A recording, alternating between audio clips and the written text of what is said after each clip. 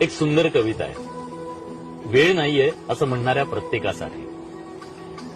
12 तासाचा प्रवास 4 तासांवर आला तरी माणूस म्हणतो वेळ नाही. 12 माणसांचं कुटुंब 2 माणसांवर आलं तरी माणूस म्हणतो वेळ नाही.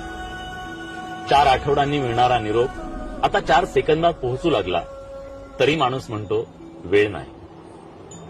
घरात वर खाली जाणारा वेळ, श्रम, वेळ लिफ्टनं सेकंदावर आला तरी माणूस म्हणतो वेळ नाही.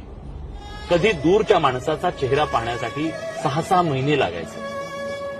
आज एका व्हिडिओ कॉलवर माणसाला पाहू शकतो पण तरी माणूस म्हणतो वेळ नाही. बँकेच्या रांगेत तासनतास उभं राहायचो.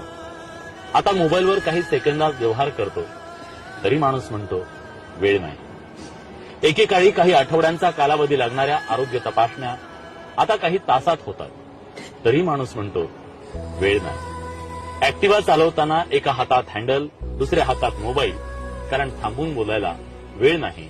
ट्रॅफिक जाम झाला की 2 लेन ओलांडून तिसरी आपण तयार करतो कारण वेळ नाही.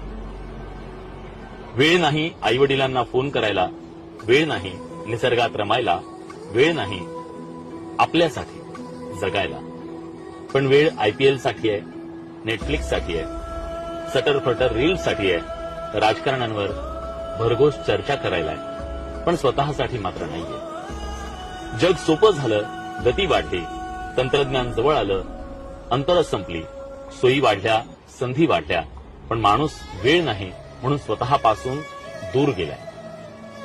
शांत बसून स्वतःशी बोलायला, स्वतःला समजून घ्यायला किंवा फक्त काही क्षण निखळ हसायला, ग्रंथांचं वाचन करायला, मनन चिंतन करायला, मंदिरात जाऊन देवदर्शन करायला आणि देवाचं नाव घ्यायला सुद्धा वेळ नाही. आणि मग एक दिवस वेळ निघून जाते, शेवटच्या क्षणी कळतं वेळ होता. पण आपण वेळ नाही असं म्हणत जगायला विसरलो होतो.